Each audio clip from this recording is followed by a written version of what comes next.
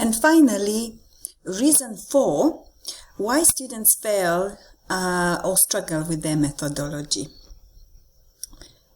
In my view, they fail to think of the components of their solution early, and therefore do not plan the methodology properly. So at this stage in the proposal, you need to understand the kind of solution you are building. You do not need to build it or know precise details of implementation, but the purpose, the main components, and how this would work should be known to you at this stage by the end of semester 1. Every technological solution will include these 3 things: data, processes, and analysis.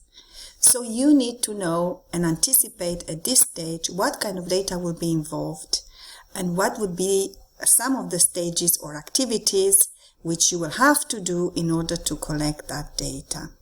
You will collect it in semester 2. You don't need to do it now unless you need it in order to understand your domain better. You may collect some data, but most of this will be done in semester 2. The same with processes. You are providing a solution, and this solution impacts some existing processes in various organizations or customers that you're going to have. You need to be able to describe this. You need to show where and which processes your solution will automate, because we are talking about using technology for the purpose of automation. The same thing with the analysis and analyzing the data. Many students simply stop after building some kind of interface, whether that's login forms or some kind of data entry forms. This really falls short of what is required. Okay, so you need to plan on analyzing the data, not just entering it and modifying it. Before I give some examples, I just want to say that this is a plan. So what you're doing is a dynamic process. You won't be able to anticipate everything now, but you can at least know what you're doing and plan some of these activities that you need to do. But you'll be coming back and you will be refining this. So start now.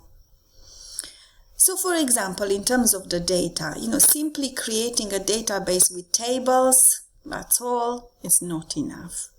The database needs to come together with some kind of tasks for processing the data.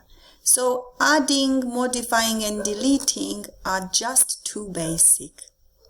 Okay, you need to include some kind of real data processing, some keyword-based search, retrieval, filtering, summarizing some information, reporting, notifying users. So these are the ones we are looking for. So we focus more on the automatic data processing. So, many of you will say, the systems I've noticed and my stakeholders or clients are mainly manual, or maybe they use some technology but it's not integrated. So your system will come in and will save the user's effort. Okay, so for example, you want to build an online purchasing tool for tickets, maybe airline tickets or bus tickets, whatever you want to do. Okay. Well, you'll have to kind of think about this. Of course, you'll be making them more precise later on because you'll have to write your functional requirements and so on. But you need to know what kind of queries are you going to do. Will you sort the results? Will you do some kind of manipulation before displaying them? Will you allow some kind of pending reservation requests for, some kind of prices? So maybe somebody books it and then doesn't pay immediately, or maybe they search for something below a certain price and is booked pending confirmation. Okay, maybe marketing, Are you going to include some kind of marketing to users based on their travel history? You see, these are all, more interesting processing and analysis than simply adding, modifying, and deleting. So you should be thinking in this way. If the flight gets delayed, how about a notification, right? So as I said, these are the kind of real data processing tasks that you want to focus on, not simply adding, modifying, and deleting. The same when it comes to web pages. Okay, we don't want just HTML. You need to include some kind of aspects of programming. Okay, either for analyzing the data from the database or displaying it. And remember that you've done web technologies, so you've done PHP and JavaScript there. So we don't want just simple HTML. So just be mindful of that.